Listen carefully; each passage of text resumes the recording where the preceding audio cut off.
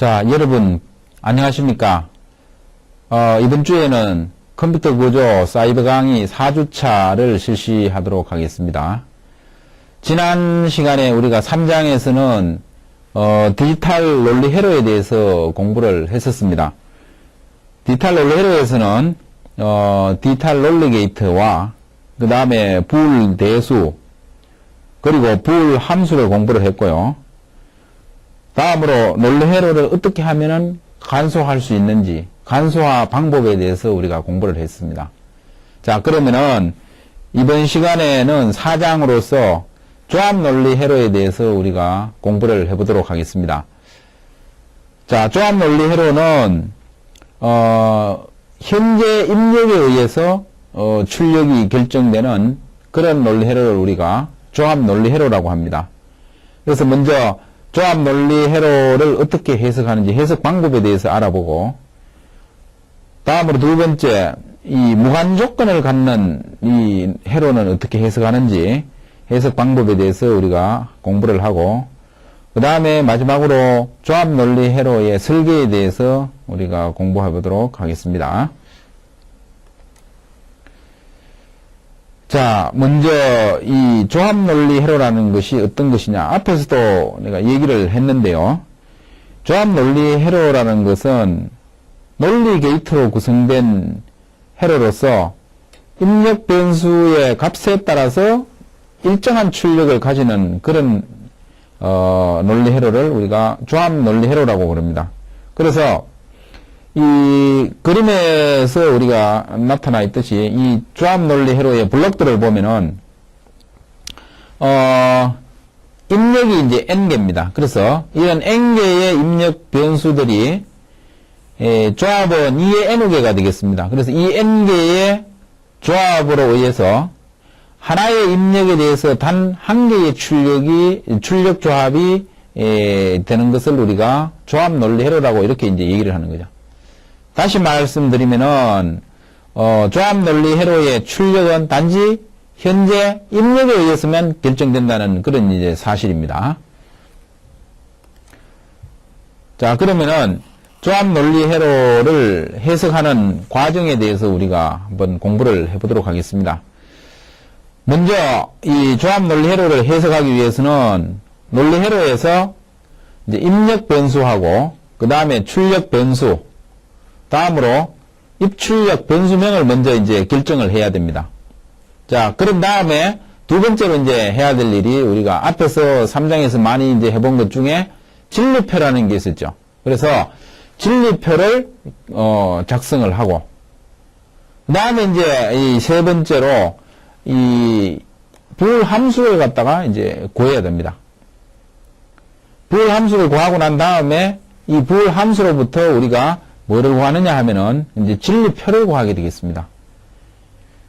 이제 진리표가 나오면은 다음 순서로는 이 진리표에 의해서 불 함수를 어떻게 간소화하는 이제 간소화를 시키면 되겠어요.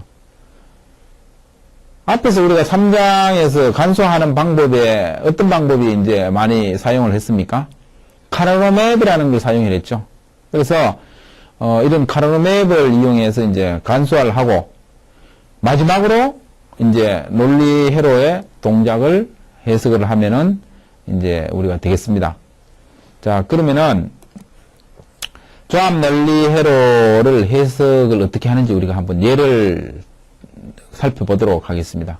자, 여기에 이제 회로가 조합 논리 회로가 하나 주어져 있습니다. 자, 여기에서 왼쪽에 있는 이것 XYG는 우리가 입력 변수가 되겠습니다. 그래서 먼저 이제 입력 변수로는 XYG가 있고, 그 다음에 출력 변수. 출력 변수는 뭐가 되겠습니까? 여기 있는 이제 F가 출력 변수가 되겠죠. 자, 그래서 맨 먼저 이제 입력 변수, 출력 변수, 그 다음에 입력 변수, 출력 변수명을 우리가 이제, 결정을 했습니다. 자, 그러면은, 조합 논리 회로를 하나씩 이제 해석해 보도록 하겠습니다. 자, 여기에서 T1과 T2, 그 다음에 T3에 대한 논리식을 구하면은 이제 여기와 같습니다. T1은 X바의 YG가 되고, T2는 X바 Y의 G바가 되겠습니다. 그 다음에 D3는 XY 이렇게 되겠죠. 자, 그런데 우리가 구하고자 하는 출력 F라는 것은 이렇게 되겠죠. T1 플러스 T2 플러스 T3. 자, 그러면 T1, T2, T3를 위에 나온 이놈을 여기에다가 이제 대입을 하면 되겠죠. 자, 그래서 결론적으로 나온 거는 뭐냐 하면은 출력 F는 Y와 같더라. 이런 식으로 우리가 조합 논리 회로를 해석을 할 수가 있습니다. 자, 그 다음에 이제 두 번째로 무관 조건을 포함하고 있는 조합 논리 회로에 대해서 우리가 한번 공부를 해보도록 하겠습니다. 자, 여기에서 회로가 하나 이제 주어져 있는데요. 조합 논리 회로입니다. 자, 여기에서 이제 우리가 입력 변수하고 먼저 출력 변수를 결정을 해야 되겠죠. 자, 그러면 입력 변수가 어떤 게 있겠습니까? 출력 변수가 뭡니까, 여기서? 자, 여기서 한번 우리가 보면은 왼쪽에 있는 여기에서 W, X, Y, G는 이제 입력 변수가 되겠죠. 맞습니까? 자, 그 다음에 출력 변수는 뭐가 되겠어요? A, B, C, D, 여기 이제 출력 변수가 됩니다. 그래서 입력 변수하고 출력 변수를 먼저 결정을 하고, 그 다음에 이제 이 입력 변수 W, X, Y, G에 대한 진리표를 갖다가 우리가 이제 작성을 하면 됩니다. 그리고 나서 이제 각 게이트에 출력을 이제 구하는 이런 순서로 되어 있는데요. 자, 우리가 이제 진리표를 한번 보도록 하겠습니다. 자, 입력은 우리가 앞에서 봤듯이 여기 있던 W, X, Y, G이고, 그 다음에 출력은 A, B, C, D 이렇게 되어 있죠. 그 다음에 T1, T2, T3, T4, T5는 중간 별 함수에 대한 진리표 값이 되겠습니다. 자, 그러면은 우리가 이 입력과 출력을 한번 살펴보면은 입력이 000일 때는 출력은 0011 해갖고, 자, 입력이 0이면 출력은 3이다. 그 다음에 두 번째 예를 한번 볼까요? 입력이 001이면 출력은 0100. 다시 말해서 입력이 1이면 출력이 4가 됩니다. 자, 이거는 입출력이 어떤 관계에 있는지를 우리가 알 수 있겠죠. 어떤 관계가 있겠습니까? 0이면 3이고 1이면 4니까 결국은 우리가 알 수 있는 거는 이런 BCD 코드를 어떤 코드로 바꾸는가하고 똑같겠어요. 3 초과 코드화를 바꾸는 그런 회로라고 우리가 볼 수 있겠죠. 자, 그런데 우리가 진리표에서 보면은 이 BCD 코드, 다시 말해서 BCD 코드는 우리가 0부터 얼마까지 우리가 사용하는 겁니까? 숫자로 9까지죠. 그래서 BCD 코드는 0부터 9까지만 사용하는데 진리표에 보니까 이 밑부분에 BCD 코드에는 없는 값이 입력으로 되어 있습니다. 그래서 BCD 코드에서는 결국은 우리가 요 밑에 있는 부분 1010 10부터 1111 해갖고 15까지는 사용을 할 수가 없게 됩니다. 그래서 이 6개의 입력 상태는 우리가 무관조건으로 처리할 수 있다. 그래서 이 6개 입력 상태를 우리가 뭐라고 하느냐, 무관조건이다. 이렇게 이제 얘기하는 거죠. 그래서 이 무관조건은 우리가 앞에서 지난번에 3장의 디탈 논리 회로에서 우리가 공부했듯이 덤케어라고 해갖고 우리가 D로 표시해서 실제 나중에 논리 회로를 간소화할 때는 사용자에 따라서 0이나 1 둘 중에 어느 것으로도 취급해서 우리가 유리한 쪽으로 우리가 간략화를 하면은 되겠습니다.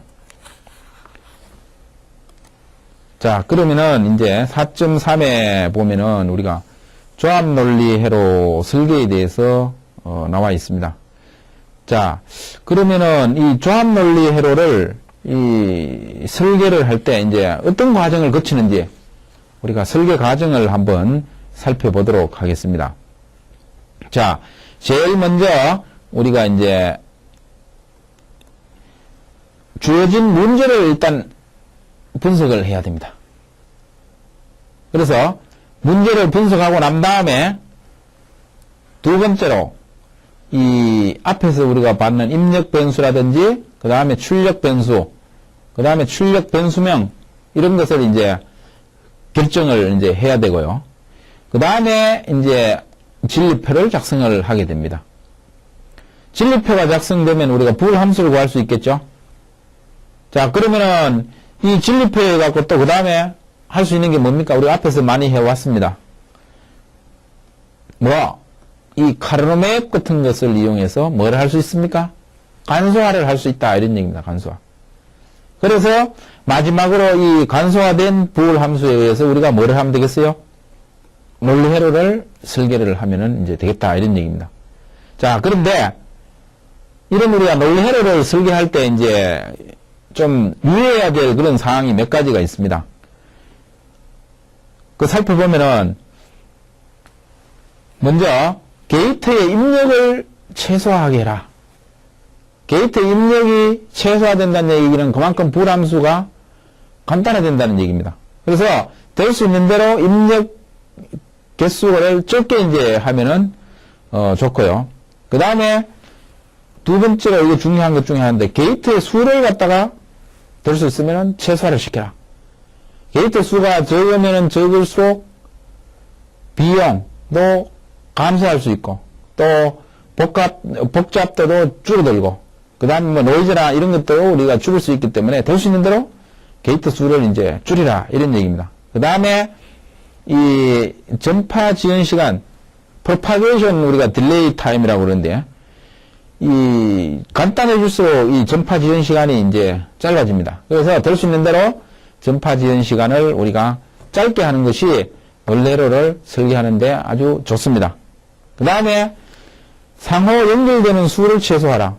이거는 뭐 우리가 당연한 얘기겠죠.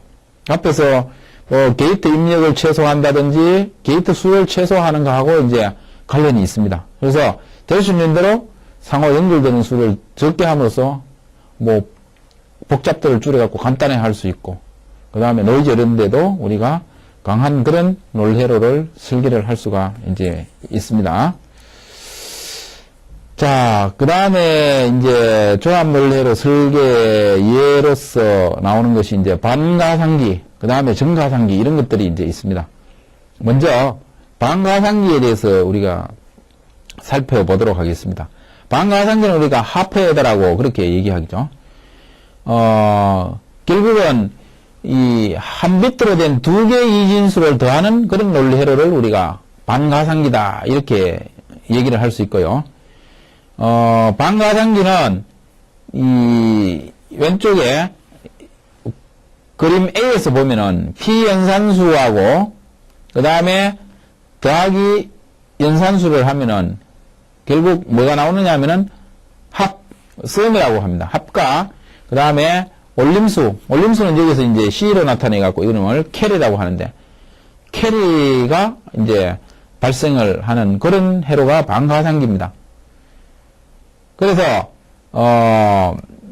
두 개의 입력은 무엇이냐 하면은, 하나는 P연산수가 하나의 입력이고, 다른 하나는 연산수 Y가 되고, 그 다음에 출력 두 개는 하나의 출력은 합이고, 다른 하나의 합은 올림수 캐리가 되겠죠. 그래서 이것을 이제 진리표로 작성을 해보면은 입력은 XY, 출력은 합과 캐리로 하면은 입력이 00인 경우, 01인 경우, 10인 경우, 11인 경우 각각 두 이진수를 더하면은 합과 이렇게 캐리가 나오는 거죠. 예를 들면은 입력이 11인 경우 합은 뭐가 되겠습니까? 합은 우리가 그냥 산수분산에서 10진수에서는 2가 되겠죠. 그런데 이제 2진수를 사용하니까 캐리가 하나 올라가고 썸은 제로가 나온다. 이런 얘기입니다. 그래서 이 반가상기를 이제 우리가 회로로 나타내면은 이제 이런 식으로 우리가 조합 논리 회로를 나타낼 수가 있습니다. 자, 입력은 XY 두 개고 출력은 하나는 S고 하나는 C인데, 자, 여기 게이트가 몇 개가 사용이 됐습니까?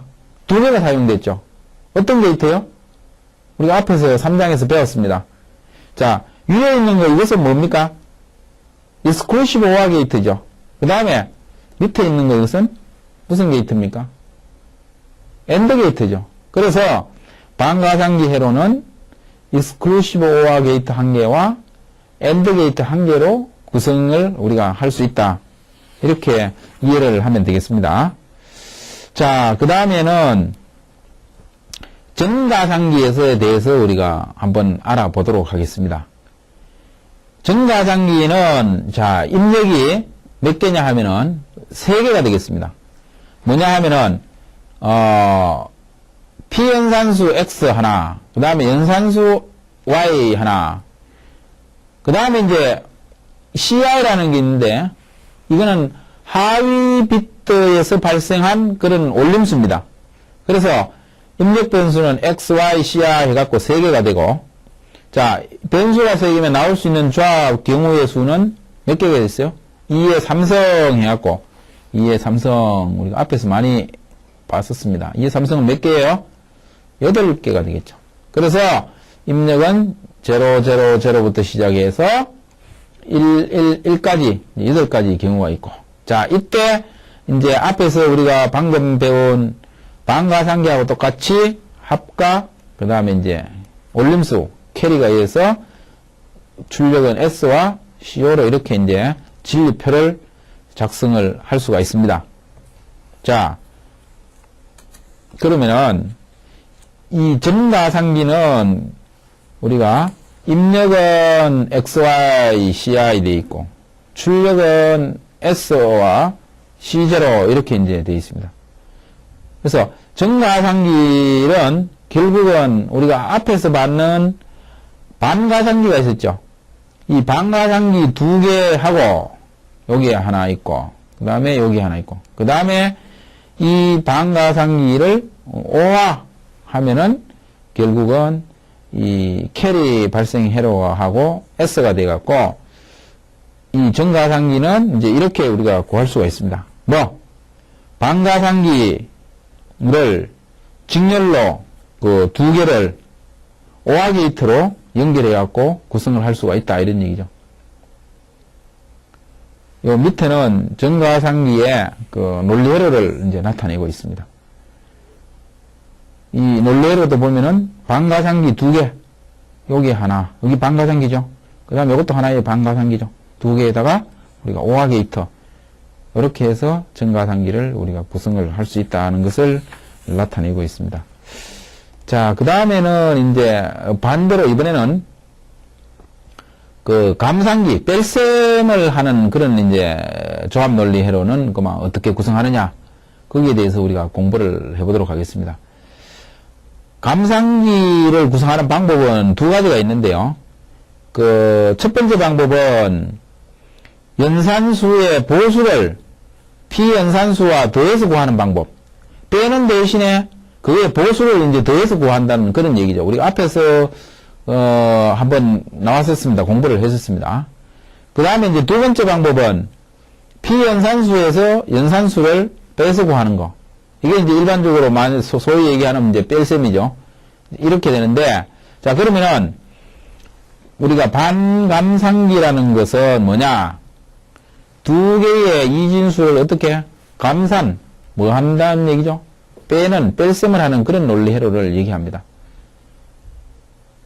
자, 그래서, 이때 이제 입력은 XY 이렇게 이제 2개가 되고, 2개의 그 이진 입력이고, 출력도 이제 2개가 되는데, 하나는 이 D는 이제 차가 됩니다. 차라는 거는 이제 디퍼런스 그 차이, 뺄셈한 결과고, B는 뭐냐 하면 빌림수가 발생하느냐 이걸 이제 나타내는 겁니다. 그래서 이 진리표로부터 우리가 논리 회로를 구하면은 이제 이거와 같습니다. 이렇게 우리가 이제 구할 수 있는데. 자, 앞에서 우리가 그 공부했는 가상기하고 차이점이 뭐가 있겠어요? 가상기하고? 가상기는 익스클루시브 OR 하나에다가, 그 다음에 엔드 게이트 하나, 이렇게 이제, 로 구성이 되어 있었죠. 그런데 감상기는 보니까 거기에 더 추가가 뭐가 하나 더 있었습니까? 요게 하나 더 추가됐죠. 뭐요? 인버터가 하나 더 추가됐다. 어디에? 엔드 게이트 앞에다가. 그래서, 이거를, 가지고 이제, 그러면은, 전감상기, 풀 서브스트랙터 해갖고, 서브트랙터를 한번, 구현하는 회로를 우리가 보도록 하겠습니다. 전감상기에서, 입력 변수를 우리가 보면, 입력 변수는 여기 있습니다. X, Y, BI 해갖고, 세 개입니다. X는 비연산수, Y는 연산수, 그 다음 BI는 뭐예요? 빌려준 빌림수. 이전에 했던 그 빌림수가 발생한 거죠. 그 다음 출력은 두 개입니다. D와 B0. 그래서 전감상기에 그 진리표를 이제 작성을 한 겁니다.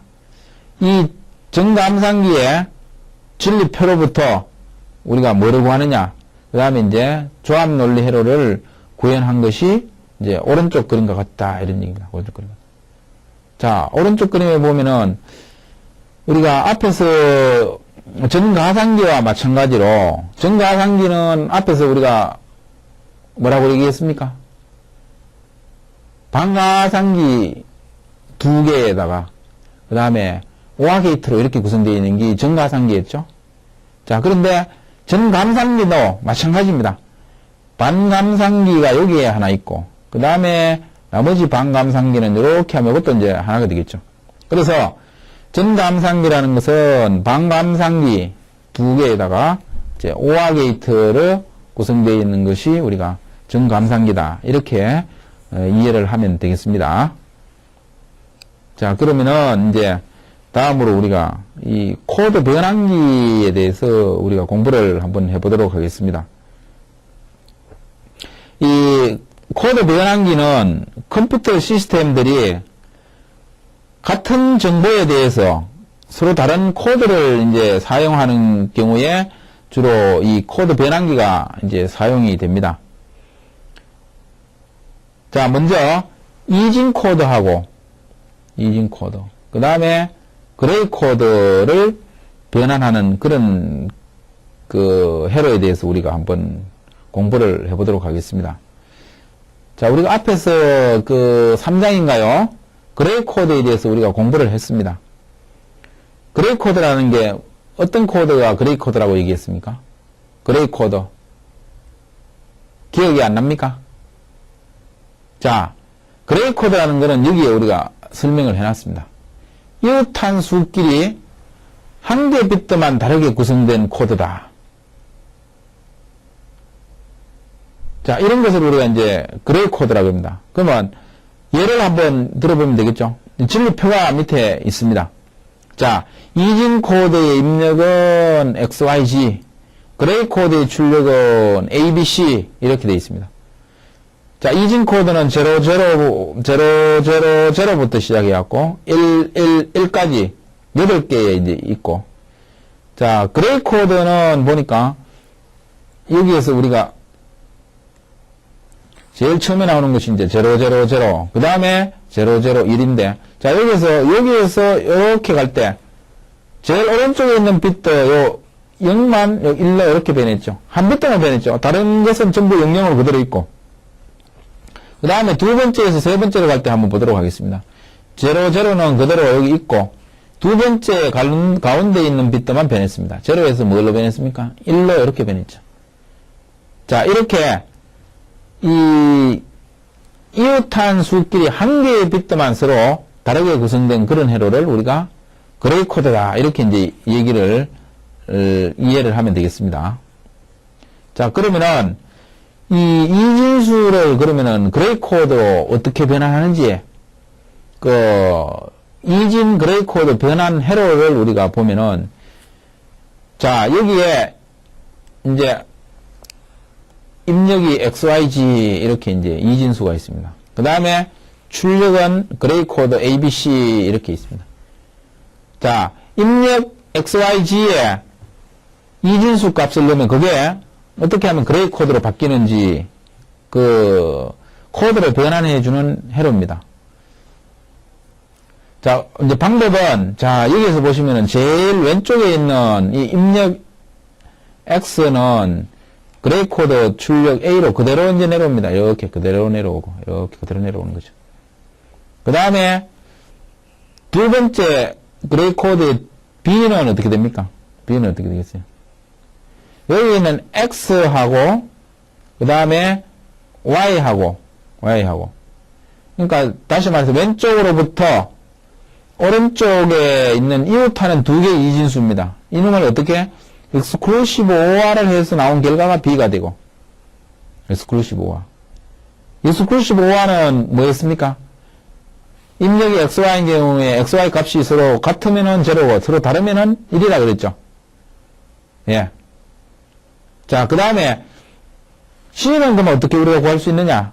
Y와 G를 뭘 했는 겁니까? exclusive OR 했는 게 C가 된다.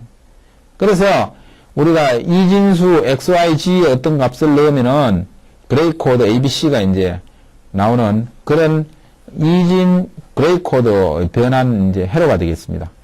이 변환 회로를 이용하면 우리가 쉽게 이진 코드를 그레이 코드로 우리가 바꿀 수 있다. 이런 얘기입니다. 다음으로 이번에는 이제 거꾸로입니다. 그러면 어떻게 하면은 이제 이런 그레이 코드인 ABC 값을 이진수 XYG로 바꿀 수 있느냐? 그 변환 회로를 보면은 X는 A 값이 그대로 내려오고, 그 다음에 Y는 어떻게 되느냐? 그 전에 이진수 출력에다가 X가 되겠죠? 그 다음에 여기 B 입력을 exclusive OR 한 거더라. 그 다음에 이진수 G는 어떻게 되느냐? Y의 출력에다가, 그 다음에 C를 exclusive OR 했는 것이 G가 되더라. 이런 얘기입니다.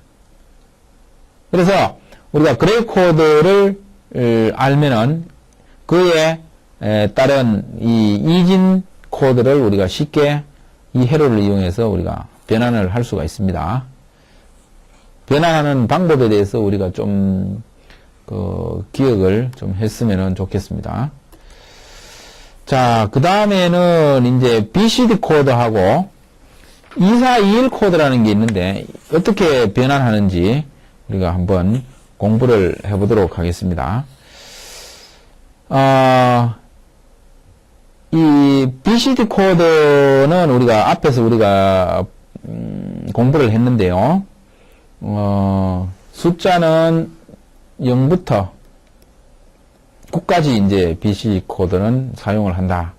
그래서 먼저 BCD 코드 0부터 9까지를 일단 4비트로 나타낸 그 진리표가 여기 있습니다. WXYG 이렇게 되어 있고. 그 다음에 이 2421 코드 출력은 우리가 ABCD 해갖고 이렇게 이제 나타납니다.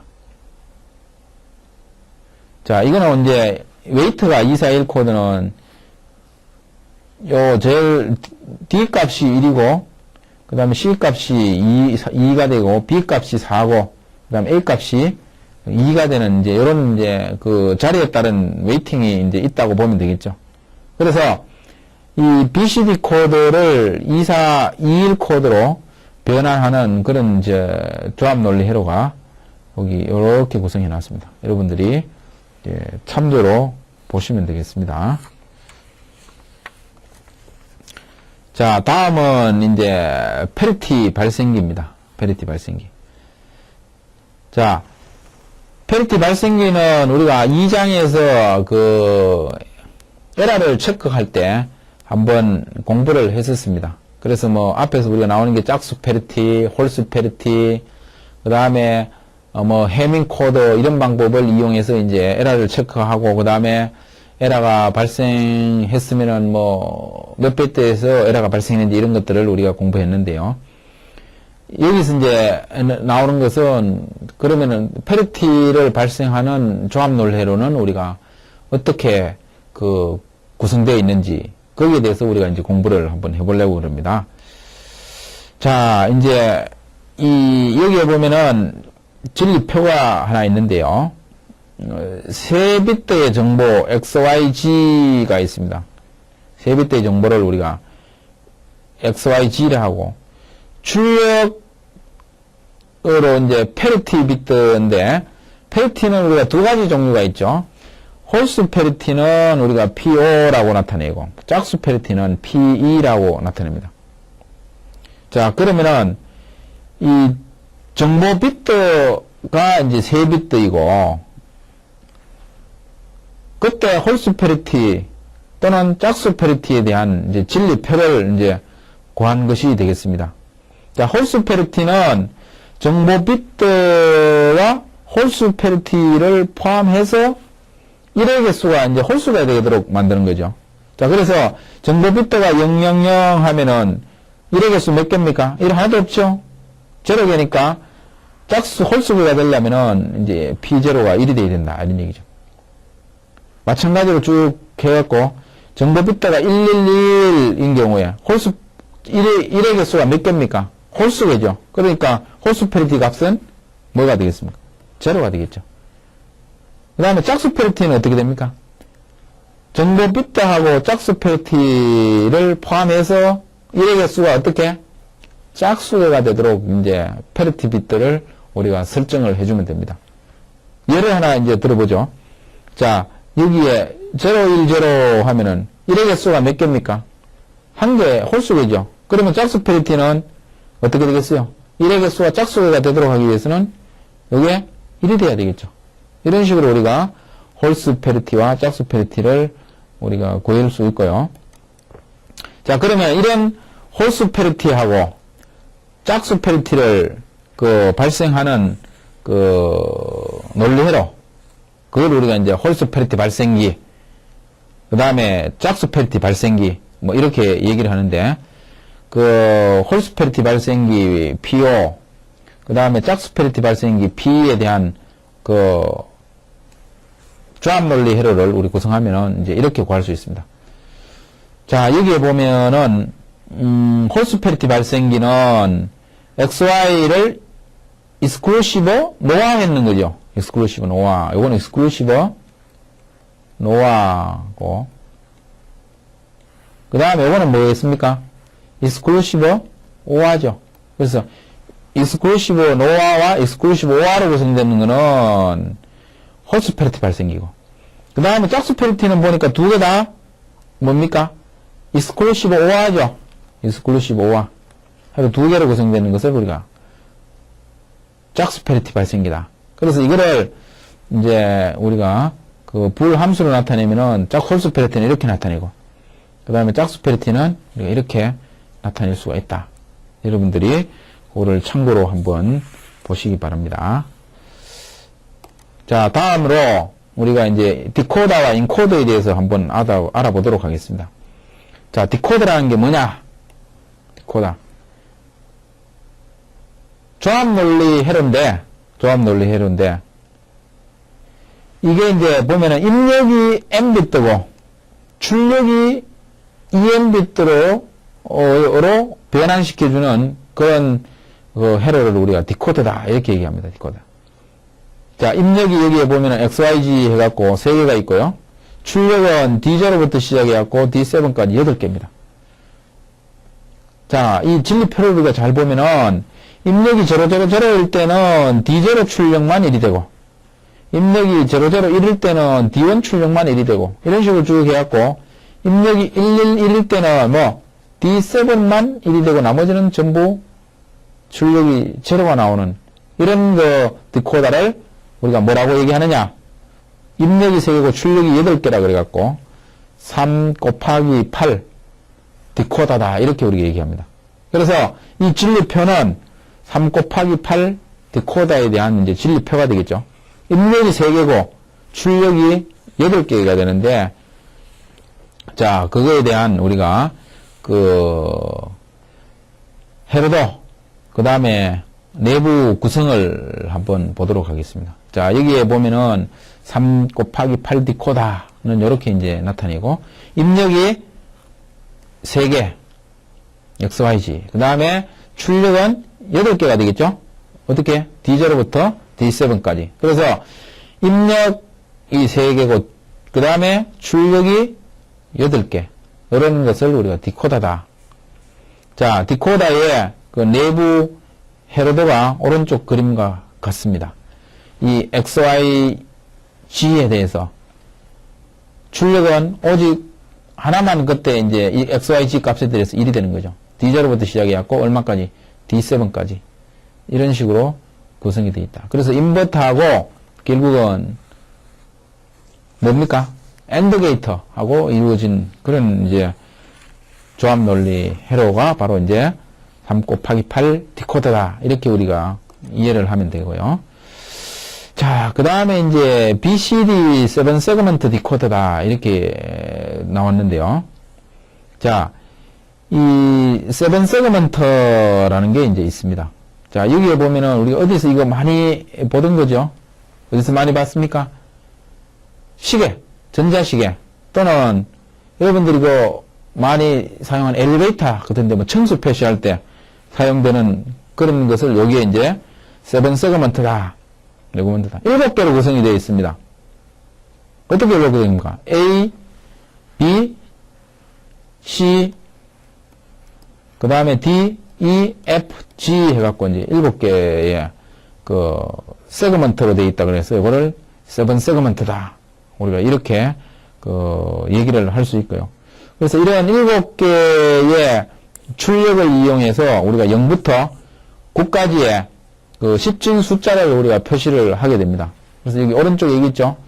여기에 0이고, 그 다음에 1이고, 2이고, 3, 4 해갖고 쭉 해서 얼마까지? 9까지 이렇게 우리가 이제 표시를 합니다. 그래서 이 BCD7 세그먼트 코 디코더는 입력으로 BCD 코드를 받아들여서 그 다음에 출력으로 이 10진 숫자를 표시하는 그런 이제 장치를 얘기합니다. 자, 이 BCD7 세그먼트에도 두 가지 종류가 있는데요. 그림에서 A에 있는 것은 에노드형이라 그래갖고, 에노드형은 이 접지를 어디에 연결하느냐 하면은 VCC에 이제 접지를 연결하고, 그 다음에 캐소드형은 접지를 어디에 연결했습니까? 0V, 그라운드에 이제 연결한 거는 캐소드형이다. 우리가 이렇게 이제 이해를 하면 되겠습니다. 자, 그 다음에 이제 인코더인데요. 우리가 방금 앞에서 뭐를 공부했습니까? 디코더를 공부했죠. 자, 그러면 인코더는 뭐냐? 디코더의 반대 기능을 수행하는 그런 이제 논리 회로를 우리가 인코더라고 얘기합니다. 자, 입력은 2의 N개성입니다. 여기 보면 입력이 D0부터 D7까지 7개가 있고, 출력은 어떻게 해요? N개다, N개. 그래서 XYG 이렇게 나타났습니다. 그래서 이 인코더인데 요거는 8진을 그 다음에 2진으로 바꾸는 8진 2진 인코더라 그래갖고 진리표를 보면요. 제일 먼저 D0만 1이고 나머지는 전부 0일 때 그때 출력은 000가 되더라. 그 다음에 쭉 해서 입력은 나머지는 전부 0고 D7만 1인 경우 그때는 출력이 111이 되더라. 이게 이제 진리표 이렇게 이제 작성을 할 수가 있는데 이 인코더에 대한 그 내부 회로 구성도는 오른쪽 그림 같습니다. 이런 식으로 보면은 구성이 되어 있습니다. 무슨 게이트를 사용했습니까? OR 게이트를 사용했는데 입력이 몇 개? 4개짜리인 주로 이제 이렇게 했고. 그래서 왼쪽은 이쪽은 이제 입력이 되고 오른쪽 XYG 이거는 이제 출력이 되겠습니다. 자, 그 다음에 이제 멀티플렉스에 대해서 공부를 해보도록 하겠습니다. 멀티플렉스는 이제 중요한 개념 중에 하나이기 때문에 우리가 잘 좀 공부를 해둬야 되겠습니다. 멀티플렉스라는 게 이제 무엇이냐 하면은 입력은 여러 개가 이제 들어옵니다. 여러 개의 입력 데이터를 받아들여 갖고 밑에 보면 선택선이라는 게 있는데 이 선택선에 의해서 출력이 결정되도록 해주는 그런 우리가 조합 논리 회로를 멀티플렉스다 이렇게 이제 얘기를 합니다. 그래서 이 멀티플렉스에 우리가 내부는 스위치가 있다고 생각합니다. 이 스위치가 여기에 접속될 것인지 그러면은 여기에 있는 I1이 출력으로 나오겠죠. 그 다음에 뭐 여기에 접속될 것인지 이렇게 이제 스위치를 이동해서 입력을 출력으로 내보내는 그런 역할을 하는 겁니다. 그래서 이놈을 우리가 MUX 해갖고 멀티플렉스로 이제 나타내고 있습니다.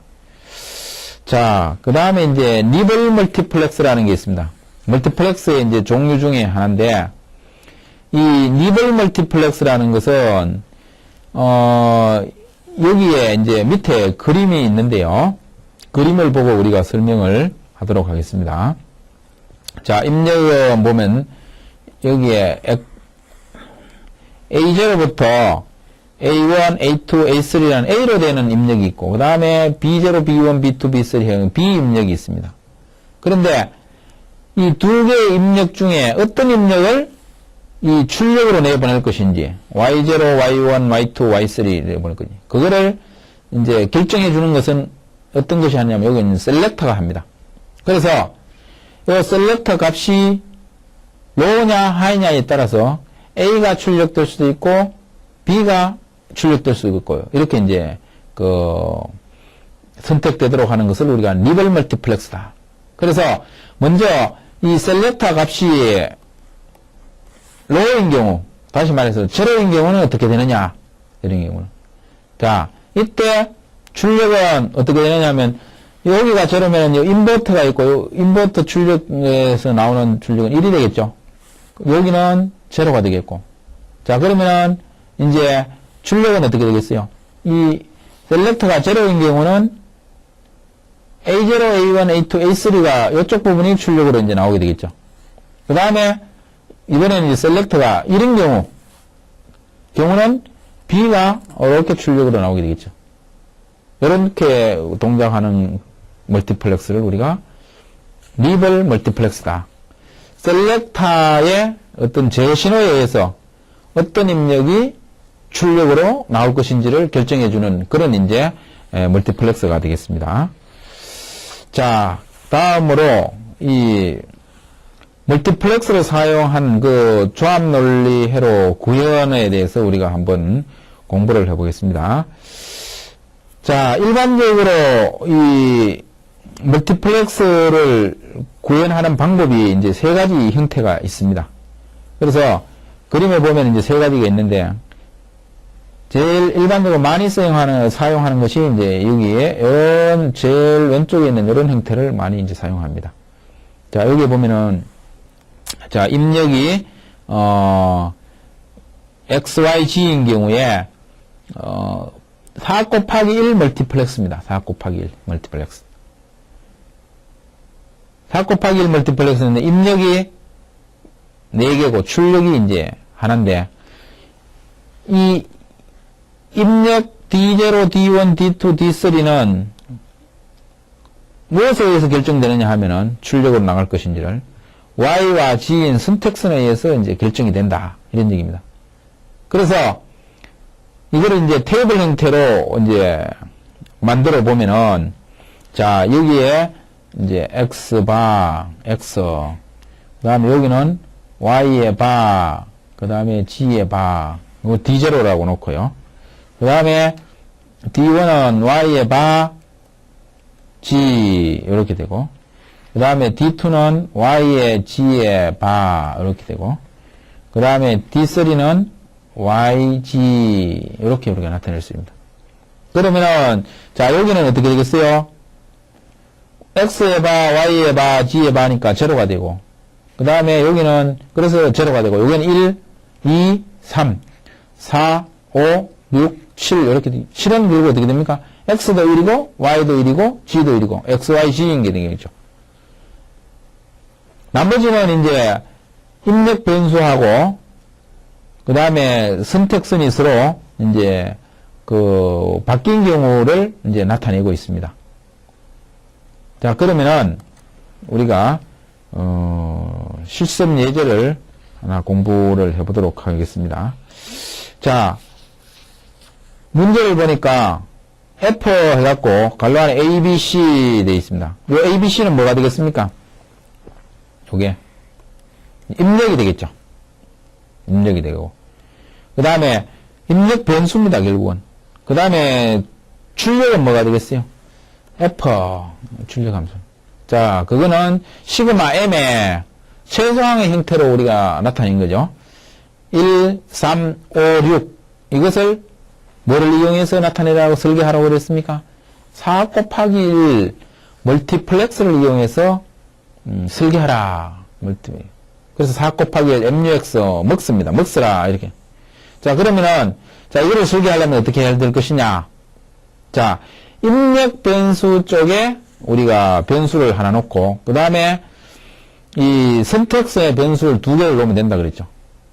우리가 앞에서 본 이 그림에서 이제 요거와 같이 이렇게 이제 도표를 작성을 하면 됩니다. 자, 한번 해보도록 하겠습니다. 자, 여기에 A 바 그걸 이제 다시로 나타냈습니다. 똑같은 것입니다. A 다시. 그 다음에 여기를 A로 변해놓고 그 다음에 선택선을 BC인데 여기는 B 다시 C 다시. 요거는 B 다시 C, B C 다시. 그 다음에 BC 이렇게 하면은 여기 이제 0, 1, 2, 3, 4, 5, 6, 7 이렇게 되는 거죠. 그러면 문제에서 1, 3, 5, 6 이렇게 얘기했죠. 그러면은 이제 해당되는 것에 동그라미를 치면 됩니다. 1에 동그라미 치고 그 다음에 3에 동그라미 치고 그 다음에 5, 6 이렇게 된 거. 자, 그러면은 이제 이렇게 줄로 보면은 여기는 동그라미 친 데가 하나도 없죠. 자, 그러면 그 값은 입력값이 0이 된다. 그 다음에 두 번째는 보니까 동그라미가 2개가 있습니다. 전부 다 쳐져 있죠. 이런 경우는 1이 되고 그 다음에 세 번째는 보면은 여기는 쳐져 있는데 2에는 안 쳐져 있습니다. 근데 여기에 입력 쪽이 어느 쪽이냐면 A. 그래서 A에만 동그라미가 있다. 그 다음에 3은 어느 쪽에만 있어요? 동그라미가 A-에만 있죠. 자, 그래서 이렇게 우리가 테이블을 작성을 하고 이 테이블로부터 멀티플렉스를 설계하면은 이제 오른쪽에 있는 회로와 같습니다.